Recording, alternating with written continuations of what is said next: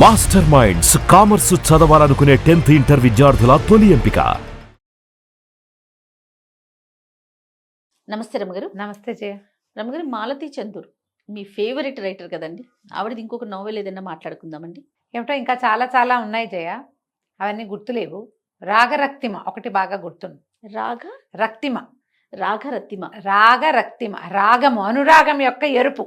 ఆహాహా, blood is thicker than water అంటామా, అంతే కదా. అలాంటిది అనమాట రాగరక్తిమ. బాగుంటుంది కథ. ఎప్పుడో చదివాను, మళ్ళీ ఈ మధ్య పుస్తకాలన్నీ తిరిగేస్తుంటే మళ్ళీ కనపడింది అనమాట. మళ్ళీ చదివారా రమగారు? చదివిన బుక్కే ఎలా చదువుతారు రమగారు మీరు? కొన్ని చదువుతాం జయ. మీకు పుస్తకాలు చదవని వాళ్ళకి చదివే వాళ్ళ తాలూకు ఆ లోపల జీలేమిటో మీకు అర్థం కాదు. నిజం అండి, 100%. నాకు కోత పుస్తకాలు చదివేసేద్దామని ఎంత ఉంటుందో, పాత పుస్తకాలు చదివినవి కొన్ని కొన్ని పట్టుకుంటాయి లోపల. మళ్ళీ చదువుతారు అవి. ఆ పట్టుకున్నవి మళ్ళీ చదువుతాను. సూపర్. అలా అనకూడదు మనం. ఇప్పుడు చూడు, నేను నా దగ్గర విశ్వనాథ్ సత్యనారాయణ గారిది 1000 పడగలు నువ్వు చాలా సార్లు అడిగావు, చెప్తావా? నా వల్ల అయ్యేది కాదు అది. నాలాంటి వాళ్ళు 10 మంది ఉంటే ఆ 1000 పడగలు చెప్పగలుగుతాం. మరి మామూలు పుస్తకం అజయ్, అది మామూలుది కాదు. ఎన్ని కథలు ఉంటాయో, ఎన్ని క్యారెక్టర్సో, ఎంత లోతో, ఎంత డెప్త్. మన అపూర్వ చింతామణి వాటన్నిటికన్నానా? అంటే నేను ఒక వాక్యాలు కొన్ని మాట్లాడితే నీకు నచ్చుదో నచ్చదో. 1000 పడగలకి దిష్టి తీయటానికి కూడా పనికిరావు. నిజంగా అంత గొప్పది జయ. కాదు రమ్మగారు, ఒకే కథలో మొత్తం క్యారెక్టర్స్ ఉంటాయా, లేకపోతే ఒకే కథ, ఒకటే కథ, ఒక వ్యక్తి, ఒక పీరియడే మొత్తం చర్చించబడుతుంది. కానీ దాంట్లో వివిధ రకాలైన వేరువేరు అంశాలు, ఇప్పుడు సామాజిక పరమైనవి కొన్ని కనపడుతూనే, కొంత స్పిరిచువాలిటీ, కొంత భక్తి, కొంత మన నమ్మలేనివి, మనకు అవగాహన లేనివి, మనకు అర్థం కానివి, మన ఊహకు కూడా రాని విషయాలు కూడా ఉన్నాయి. కానీ అది మనం ఒప్పుకునేలాగా ప్రజెంట్ చేస్తారు సత్యనారాయణ గారు. మహానుభావులు, ప్రాతస్మరణీయులు. పొద్దున్నే తలుచుకోవాలి వారిని. నిజంగా అసలు ఒక్కొక్క పుస్తకం ఒక్కొక్క ఆణిముత్యం అయింది. మామూలుగా ఉండదు. ఇందులో ఏంటంటే కొంతమందికి ఎక్కకపోవచ్చు. బేసిక్ సత్యనారాయణ గారు ఎక్కటం అనేది ఒక పాయింట్ ఉంటుంది, విశ్వనాథ్ వారు ఎక్కటం అనేది ఒక పాయింట్ ఉంటుంది. ఆ పాయింట్ మీద నాకు వారు ఎక్కుతుంది అనమాట, అది ఇష్టం. ఓకే. ఆయన పుస్తకాలన్నీ చెప్పాలంటే మన వల్ల కాదు. అది కథ ఎక్కడో మొదలయ్యి ఎక్కడికో వెళ్తుంది. మామూలు కథల్లాగా నడవు. అసలు 1000 పడగలైతే చెప్పద్దు, నేను ఒక 30+ టైమ్స్ చదివాను నేను దాన్ని. 30 కంటే పైనే. ఆయన కూడా మీరు చెప్పండి అంటున్నారు.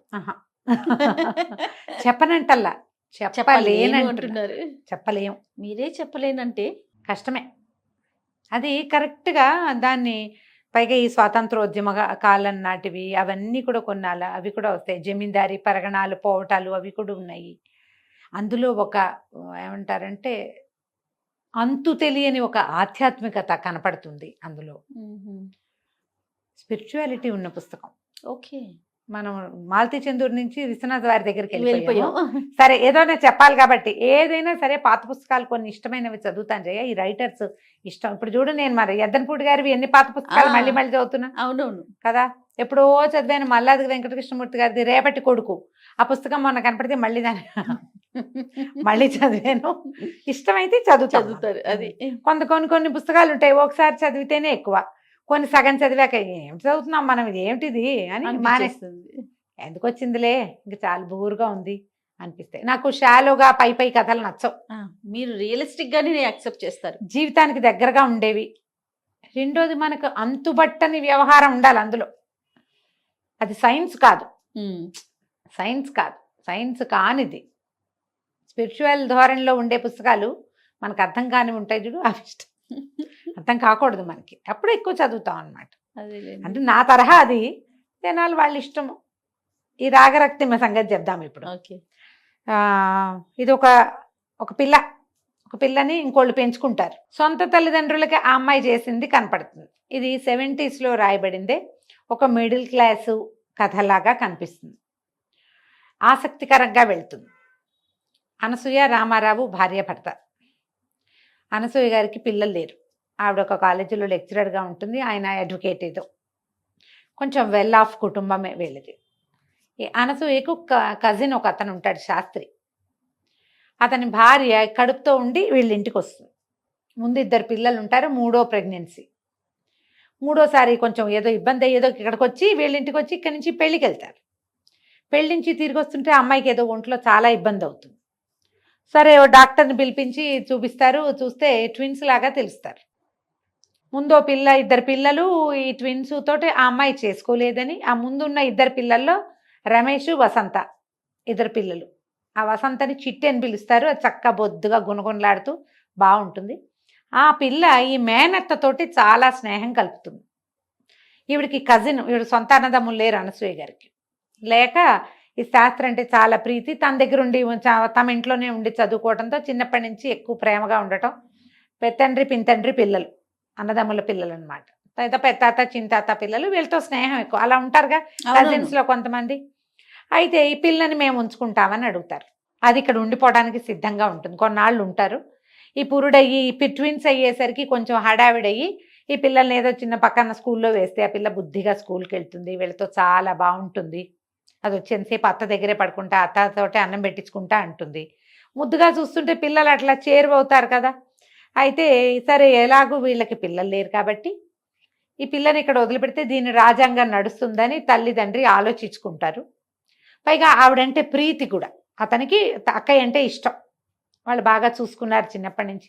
అక్కయ్య బాగా చదువుకుంది, బావగారు మంచివాడు కాబట్టి పిల్ల చదువుకుంటుంది అనుకుని ఈ పిల్లని ఇక్కడ వదిలిపెడతారు. ఆ చిట్టిది వదిలిపెట్టి పెద్ద పిల్లాన్ని పుట్టిన కవల పిల్లల్ని పుచ్చుకుని వెళ్తారు. రాముడు లక్ష్మణుడు అని పేరు పెడతారు. రాము లక్ష్మి తీసుకుపోతారు. వెళ్ళేటప్పుడు తల్లి అడుగుతుంది, వస్తావుడంటే నేను రాను, నేను అత్త దగ్గరే ఉంటా అంటుంది పిల్ల. ఈ పిల్ల ఏంటి బుద్ధిగా పద్ధతిగా ఉండటం, తీరైన పనితీరు తన చిన్నప్పటి నుంచి. పెద్ద పిల్లాడికి ఏమని ఉండదు, బాగా అల్లరివాడు, అన్నిటికీ పేచి. తల్లికేమో పెద్ద కొడుకంటే ముద్దు, కొడుకంటే ముద్దు. ఆడపిల్ల సర్దుకోవాలనుకుంటుంది. అమ్మాయికి తెలీదు, ఒక పల్లెటూరు తనపు కనపడుతుంది అనమాట. ఆ తల్లి, ఆ లలిత, ఆ క్యారెక్టర్, ఈ చిట్టి వాళ్ళ అమ్మ, మన అమ్మమ్మలందరూ కనపడతారు అందులో. మగపిల్లాడికి సాగించాలి, ఆడపిల్లలు సర్దుకోవాలి, అలాంటి ధోరణి మన చిన్నప్పుడు తెలుసు మనకి. ఇప్పుడు లేదు, ఇప్పుడు లేదండి, అస్సలు లేదు. ఇప్పుడు లేదు. కానీ ఇప్పుడు కూడా కొన్ని కుటుంబాల్లో వినపడుతుంది జయ. మొన్న మధ్యన ఎవరో ఒక గెస్ట్ కూడా నాతో ఇదే మాట అన్నారండి. ఇప్పటికీ ఉంది జయ ఈ ధోరణి కొన్ని కుటుంబాల్లో ఉంటుంది. మగపిల్లాడికి సాగించటము, మగపిల్లాడికి పెరుగు పోయటం, ఆడపిల్లలకి మజ్జిగ పోయటం, అవి ఉండేవి ఇది వరకు. ఇప్పుడు బాగా తగ్గిపోయినా కూడా మరి ఇప్పుడు మనకు 1 పిల్ల, 2 పిల్లలు, 2 ఆడపిల్లలే అలాంటివి వచ్చినాయి. ఆడపిల్లలు కూడా అందవేసిన చేతులుగా అన్నిట్లకి పరిగెత్తి ప్రతి చోట చదువుకోవటాలు అవి మనం చూస్తున్నాం.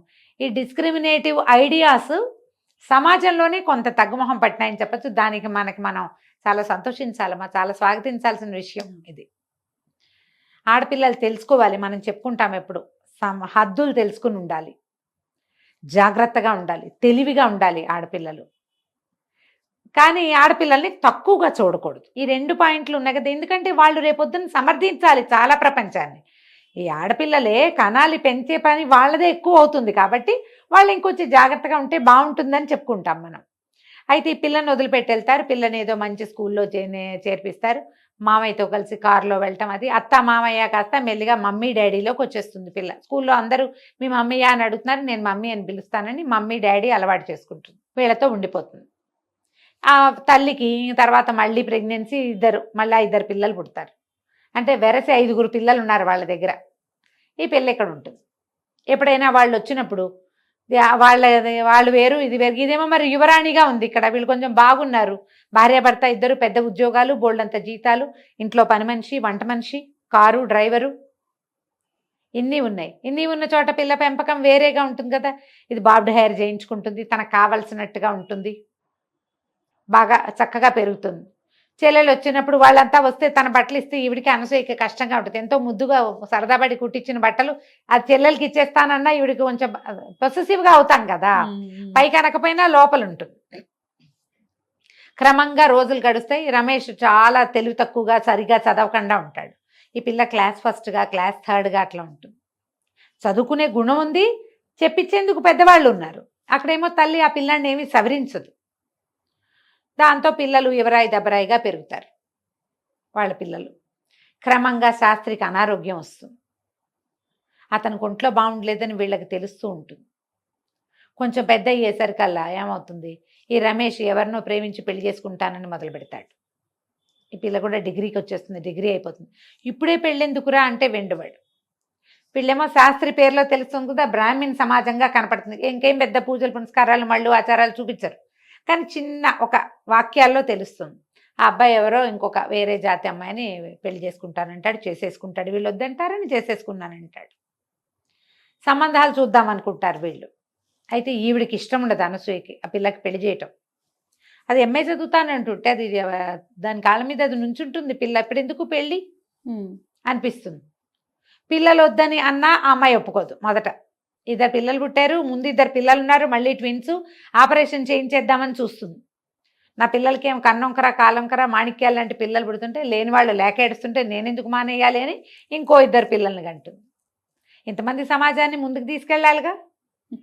ఈ ఇబ్బందులు సబ్బందులు కనపడుతూ ఉంటాయి. అప్పుడప్పుడు వాళ్ళు ఇక్కడికి వస్తారు, వీళ్ళు అక్కడికి వెళ్తూ ఉంటారు. వాళ్ళు ఇక్కడికి వచ్చినప్పుడల్లా ఆ పిల్లకి చిట్టికి తెలుస్తూ ఉంటుంది అనమాట, తనకి చెల్లెలకి ఉన్న తేడా, తన తల్లికి మమ్మీకి ఉన్న డిఫరెన్స్. తల్లులు ఇంత మూర్ఖంగా ఈ పిల్లల్ని ఇలా పిచ్చి పిచ్చిగా ఇష్టారాజ్యంగా అన్నిటికీ పేచీలు, అన్నిటికీ గొడవలు, శుభ్రాలు లేవు, పని పాట రాదు, చదువు మీద శ్రద్ధ లేదు, జీవితం మీద ఫోకస్ లేదు. ఏమిటి వీళ్ళు ఇలా ఉన్నారు, అమ్మేంటి ఇలా ఉంది అనిపిస్తుంది. తల్లికి ఏదైనా చెప్పపోతే ఆవిడ పొట్టట్టు నా పెద్ద చెప్పచ్చావు పోవే అంటుంది. నేను కన్నా పిల్లవే, మీ మమ్మీ పెంచితే మమ్మీ పిల్లవైపోవు, నువ్వు నా పిల్లవేని అంటుంది.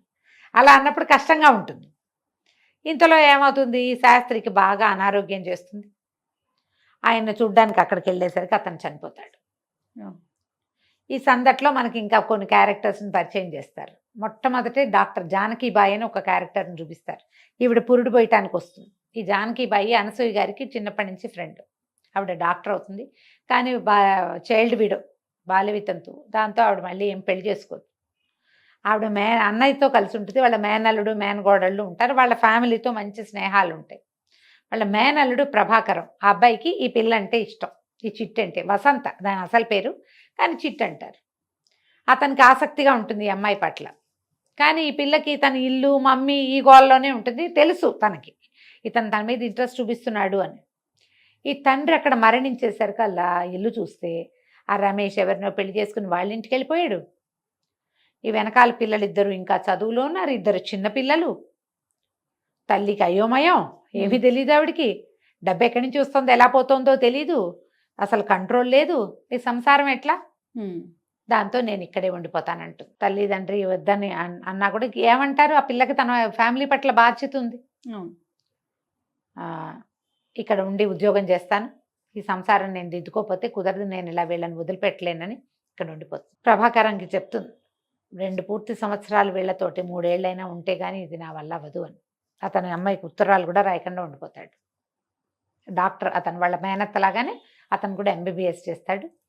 సరే ఇంకేం చేస్తుంది, ఇక్కడ ఉంటుంది. ఇంకా ఇక్కడ నుంచి కాలేజీకి వెళ్ళటం, ఉద్యోగం, ఎవరినో 2 పిల్లల్ని ట్యూషన్కి పెట్టుకుంటుంది. డబ్బులు జాగ్రత్త, పొదుపు, అమ్మ అది చేయదు ఇది చేయదు అలా చేయదు ఏం చెప్పినా తల్లి విందు. ఆవిడకి ఒక ఎబరాయి దబరాయి పద్ధతులు, ఫోకస్ లేకపోవటం, ఇలాంటివే ఉంటాయి.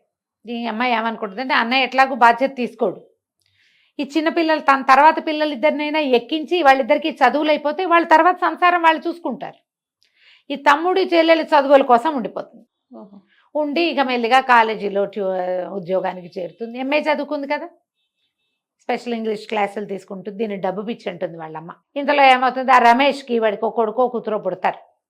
వాడు కాస్త ఇక్కడికి వచ్చేస్తాడు అత్తగారితో పోట్లాడి. ఆవిడికి కొడుకు వచ్చేస్తే చాలు. అంతకుముందు కులం పనికి రాలేదు, కానీ ఇప్పుడు పనికి వస్తుంది. మనవడు ముద్దు, మనవడితే వస్తే అన్నీ ఓకే. కోడల్ని వంటింట్లోకి రానివ్వదు. ఒకరోజు గడిచేసరికి కోడల చంటి పిల్లాన్ని ఎత్తుకుని అది కూడా వచ్చేస్తుంది. మొగుడిని వదిలిపెట్టి ఉండలేను నేను, మా అమ్మ వద్దన్నా సరే అని. ఏదో ఫ్యాన్సీ షాప్ పెట్టించారు వాళ్ళు. ఆ షాప్ నడవల. ఆవిడ గేదెల వ్యాపారం ఉంది, వాటిలో బాగా డబ్బులు వస్తాయి, నువ్వు కూడా గేదెలే చేయమంటుంది. వీడినే చేయను అంటాడు. మరి ఈ అబ్బాయి ఎలాంటి ఫ్యాన్సీ అబ్బాయి, పైగా షోగా నాన్న ఉద్యోగం చేస్తుంటే సంపాదించు తిన్నవాడు. వీడు గేదెల దగ్గర పేడకాళ్ళు ఎందుకు ఎత్తుతాడు? ఎత్తడు. ఇలా ప్రేమించి పెళ్ళిళ్ళు ఎలా ఫెయిల్ అవుతాయో 4 వాక్యాల్లో చూపిస్తారు. ఆ అమ్మాయి కాస్త వస్తుంది, వీళ్ళతో పాటే ఉంటుంది. అమ్మాయి కొంచెం శుభ్రమైన మనిషి, మెల్లిగా సెట్ అవుతుంది. ఈ లోపల ఏం చేస్తుంది, చెల్లెలు పిల్లాడికి, తమ్ముడేమో బ్యాంక్ జాబ్కి దేనికో వెళ్తాడు రాము. చెల్లెలేమో నేను MA చదవనక్క, నేను BEd చేస్తా, నేను ఉద్యోగాల్లో చేరిపోతా, నేను పెళ్లి చేసుకుంటా అంట. తీరా చూస్తే ఆశ్చర్యపోతుంది. నేనేమో నన్ను ప్రేమించిన డాక్టర్ని వదిలిపెట్టి నేను వీళ్ళ కోసం ఇక్కడికి వచ్చా. ఇదేమో నేను వీళ్ళ చదువుల కోసం వస్తే ఇది నేను చదువును, నేను పెళ్లి చేసుకుంటాను. అబ్బాయి ఎవరంటే వీళ్ళ వాళ్ళు కాదు, వీడు కూడా వేరేనే. కాకపోతే అతను తెలుసు, వారాలు చేసుకుని చదువుకున్నాడు, మన ఇంట్లో కూడా తిన్నాడు. నాన్నకు తెలుసక్క, నాన్న ఉండగానే తెలుసు. అన్నయ్య భార్యను రానిచ్చిందిగా ఇతను ఎందుకు రానివ్వదు అమ్మ? ఒకళ్ళని చూస్తే రెండో వాళ్ళు అదే కదా చేస్తారు. సరేనని ఒప్పుకుంటుంది. తమ్ముడు ఏమంటాడు, నా జాబ్ ఉంది, చిన్నపిల్లలిద్దరిని నేను చూసుకుంటానక్క, నువ్వు ఇక్కడ ఎందుకు ఉంటావు, వెళ్ళిపోమంటాడు. నువ్వు ఇక్కడ ఎందుకు, గుంటూరు వెళ్ళిపో, అత్త వాళ్ళు నీ కోసం చూస్తారు. వాళ్ళ ఆశలన్నీ నీ మీదే పెట్టుకున్నారు, వాళ్ళకి ఇంకా వేరే జీవితం లేదు. ఈ వచ్చేసిన పిల్లని మధ్యలో చూడ్డానికి వచ్చి ఆవిడ ఆవురుమనిపోతుంది. బక్క చిక్కిపోయి పిల్ల నున్నగా ఉండేది, మెడ దగ్గర బొమ్మకలు తేలిపోయి తలలో తెల్ల వెంట్రుకలు వచ్చేసి 22-23 ఏళ్ల పిల్ల ఇంత స్ట్రెస్ తీసుకోవాలా? ట్యూషన్లు ఇది డబ్బు పిచ్చి పట్టింది, ఇదన్నీ ట్యూషన్లు చెప్తోంది అంటుంది వాళ్ళమ్మ. ఏమిటంటే నన్ను నేను ప్రూవ్ చేసుకోవాలి, అసలు నేను ఎవరికైనా చెప్పి ఏమైనా చేయగలనా లేదా నా ప్రూఫ్ కోసం చేస్తున్నానంటూ. ఈ రోజుల్లో ఆడపిల్లలకి అవసరం కదా ఇలాంటి మాట, చాలా అవసరం రమ్మగారు.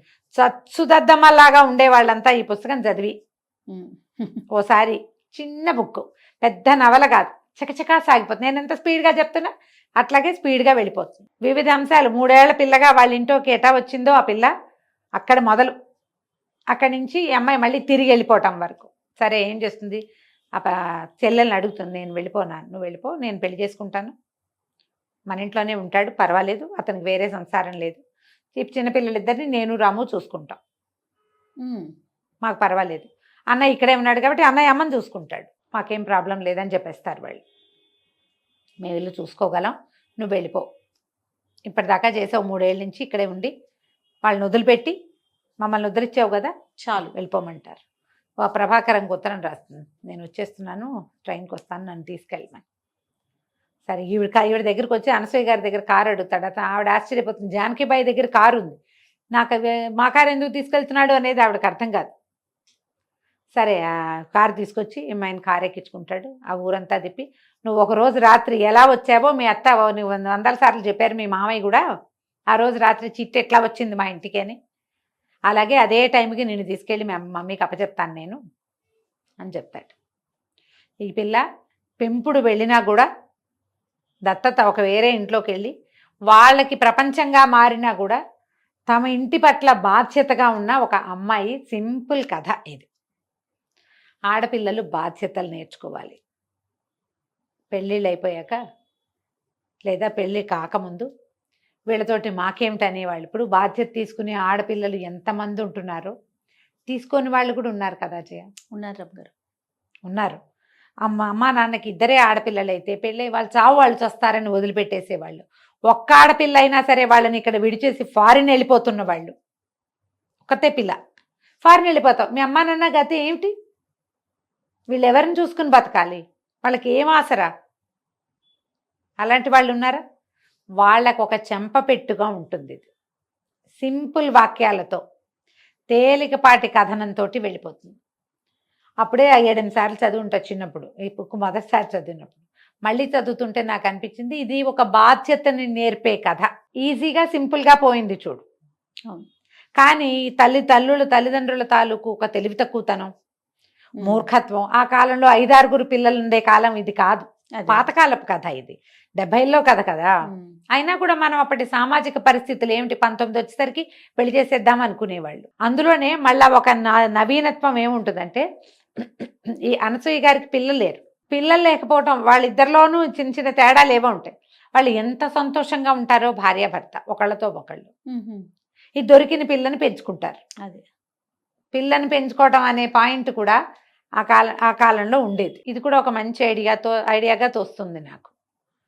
ఇలాంటి రకరకాల ఐడియాలు సింపుల్గా మానవ సంబంధాలని తేలికగా, అందులో ఉండే చేదుని కూడా తేలికపాటి వాక్యాల్లో అందించేస్తారు మాలతి గారు. ఈ కథ చదవండి, ఎక్కువ ఖరీదు ఉండదు, పుస్తకం చిన్నది, 2 గంటల్లో చదివేసేయచ్చు, 1 గంటన్నర 2 గంటల్లో, 70-80 రూపాయలు ఉంటుంది అంతే, 100 రూపాయల లోపే. కథ చదవండి, తెలుసుకోండి. తప్పకుండా. నమస్తే. నమస్తే జయ.